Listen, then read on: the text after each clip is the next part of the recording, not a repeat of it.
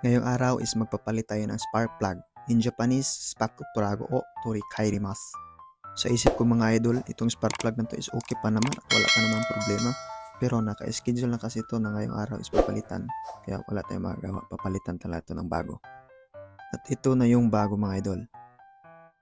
Gagamit lang tayo ng 16 spark plug socket tapos ratchet na with stay. Actually is tinanggal ko na una yung mga spark plug no, para pagdating ng pyesa is diretso na. At hindi ko lang nabidyohan. Kaya pa naman iikutin sa kamay kaya di mo na ako gamit ng ratchet. At final higpit na is gumamit ako ng ratchet at wag lang masyadong higpitan. Yung sakto lang. At ilagay na yung spark plug high tension wire.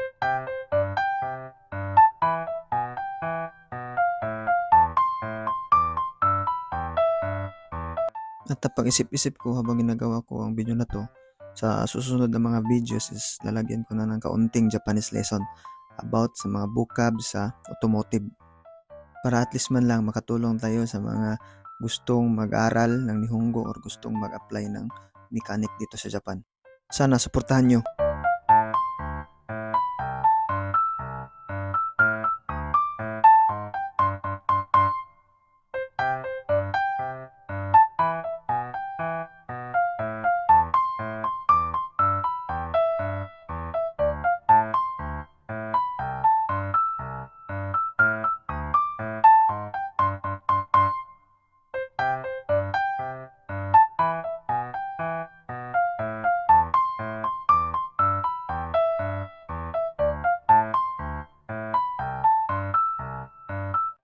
Make sure lang talaga na tama lang yung paghigpit, hindi mahigpit masyado at hindi rin maluwag bago takpan.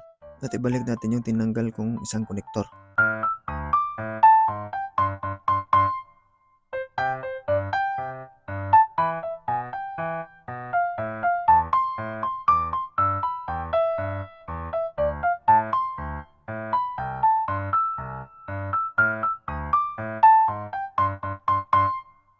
At ito yung pinakahuli, yung air cleaner assembly niya.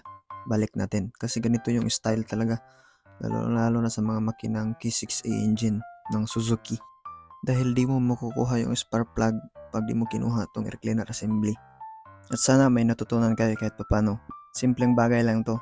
Pero sa mga baguhan, napakalaking tulong na to. At kung nagustuhan mo ang video nito, huwag kalimutan mag-like, follow, and share for more videos. Thank you sa panonood. Salamat. God bless.